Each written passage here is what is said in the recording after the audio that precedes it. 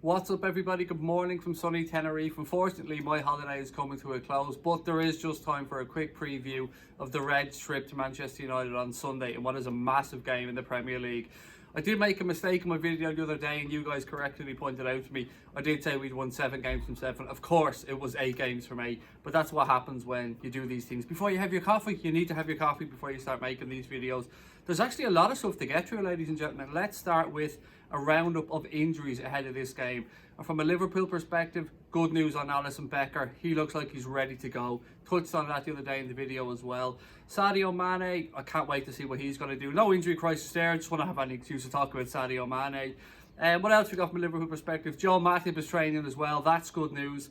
Mohamed Salah started training separately from the rest of the team the other day, but it looks like he could be ready to go for Saturday or for Sunday. I hope he's ready to go because you want Mo Salah there. You want your best players available for these massive games. And if you're spanking United, you want to spank them with one of your best spankers involved. Do you know what I mean? You want to really get into it when you're doing it with United. So you want Mo Salah there because I believe he has good spanking ability. We've seen that before in the past. And yeah, going to Old Trafford, you want Manchester United to get a proper spanking, don't you?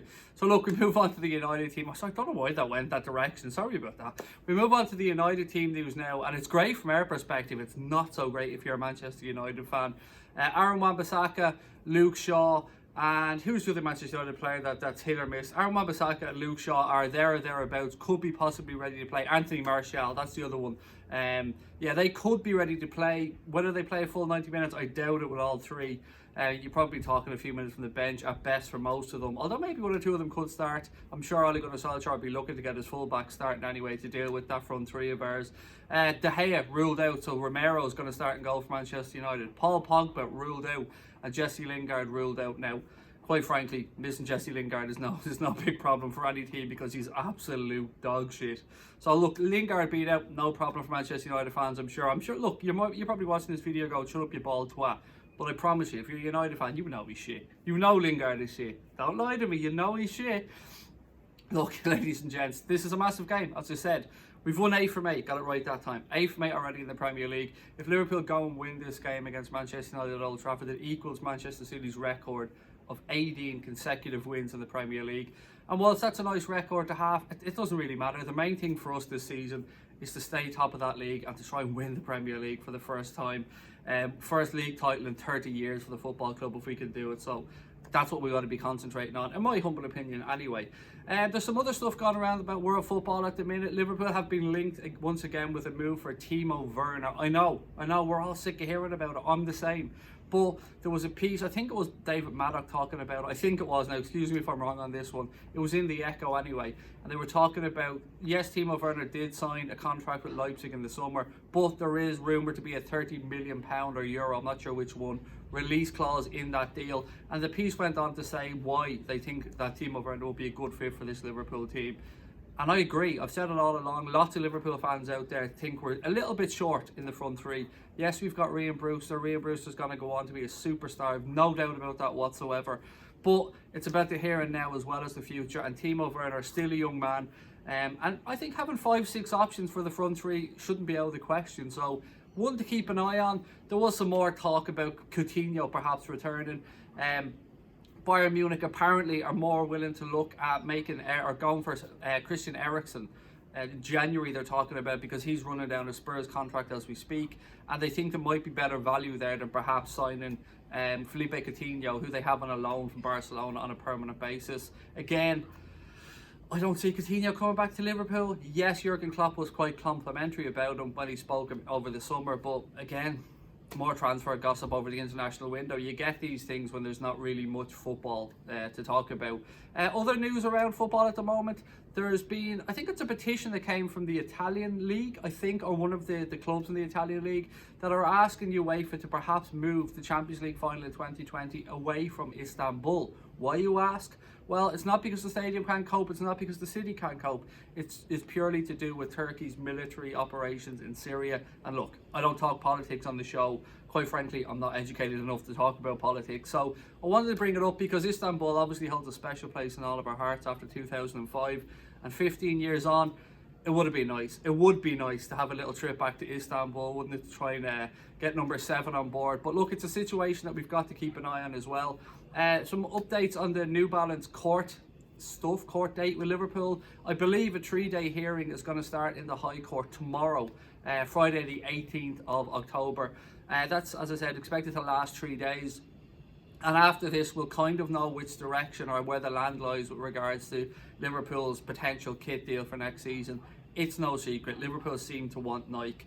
One phrase used was that Nike could open 6,000 potential doors for Liverpool. New Balance could open 3,000 potential doors. Whether that's with distribution, I think it is in relation to distribution. We've spoken about this before. Distribution is a massive thing for Liverpool. It's been quite frustrating at times, and I'm a massive fan of New Balance kits. I've loved what they've done with their kits. I've loved all the training gear that they've done. But there is a problem with distribution. We can't hide away from that. There's been too many occasions where there's been training tops, home shirts, the goalkeeper shirt this season, for instance. We just haven't been able to get a hold of them. And as fans and as the club, that's not what they want. They want people to be able to spend their money. We want to be able to buy the products that we want. So it's looking like Liverpool are leaning towards that potential kit deal with Nike. It's rumoured to be £30 million a season plus £20 million or 20% of all merchandise sales, which could add up to quite a hefty sum of money. Anything else coming up? Not really that I can think of. I've probably got more stuff scribbled down in my notes that I can't remember. I did a combined 11. So our friends at 888 Sport did a combined 11 video between rants from the United stand and Teo, one of our friends. And it wasn't Teo's best performance, I'm not going to lie to you, ladies and gentlemen, but I've come up with what I believe to be a Premier League combined 11. And this is going to raise a few eyebrows, I know, but it's an all-time 11, so bear with me. Peter Schmeichel, for me, is without a doubt the best goalkeeper of probably the Premier League era, or if not, he's definitely in the conversation. So I had Peter Schmeichel in goal, Trent Alexander-Arnold at right back, and I don't usually like doing these things, but I've got to do it because there's too many of them floating around. Trent Alexander-Arnold at right back, and a lot of people are going to go, Craig, he's only 20 years of age. I know, but he's still, like, name me a better one, is kind of my argument here. Gary Neville, very good, very well-rounded player, but he's just not as good as Trent. Centre-back pairing, I went for Rio Ferdinand and Virgil van Dijk. Left back, I went for Mr. Consistency, Dennis Irwin. I promise you that has nothing to do with him being Irish. It's purely because I think he was as consistent as they come. Midfield is a very, very difficult choice. I've gone with Steven Gerrard, Xavi Alonso, and who was my other one? Steven Gerrard, Xavi Alonso, and who did I pick for the United player? Because I did have one in the midfield. It wasn't Scholes. Roy Keane, yes, Steven Gerrard, Xabi Alonso and Roy Keane in midfield. And then the front three, I've gone for Cristiano Ronaldo, I've gone for Robbie Fowler, and I have gone for, again, I think it was a United player. Oh, Ryan Giggs, yes, on the left-hand side. So yeah, just to quickly run through again. Peter Schmeichel, Trent Alexander-Arnold, Rio Ferdinand, Virgil van Dijk, Dennis Irwin, Roy Keane, Steven Gerrard, Xavi Alonso, Ryan Giggs, Cristiano Ronaldo and Robbie Fowler. And while I thought that was a fairly balanced team, and yes, you're forgetting Ruud van Nistelrooy, yes, you're forgetting Dwight York, yes, you're forgetting what other United players, Eric Cantona, players that people are going to moan at me about, I know, but I've tried to give you a balanced 11, and I hate them. I hate doing these combined 11s because no one's ever happy. You can't win doing these things. Ladies and gents, I'm going to bring this video to a close. As I said, it is my last full day here in Tenerife, so I should really go and spend some time with the old family, but I will be back on Saturday with a late night agenda from 9:30, so please do make sure you've got those notifications turned on. Make sure to subscribe and give me all your comments below, because I'd love to know how you're thinking ahead of this game.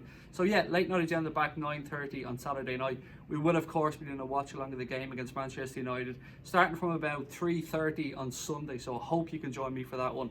It's a massive game. They're the games that I look out for every time the fixtures are released. This is the first one that I look out for. Liverpool versus United, United versus Liverpool. It's top of my list. I'm like a child of Christmas. I'm very excited about this one. So look, thank you for watching. Comments below. Don't forget to hit that subscribe button. We're on the road to 25k.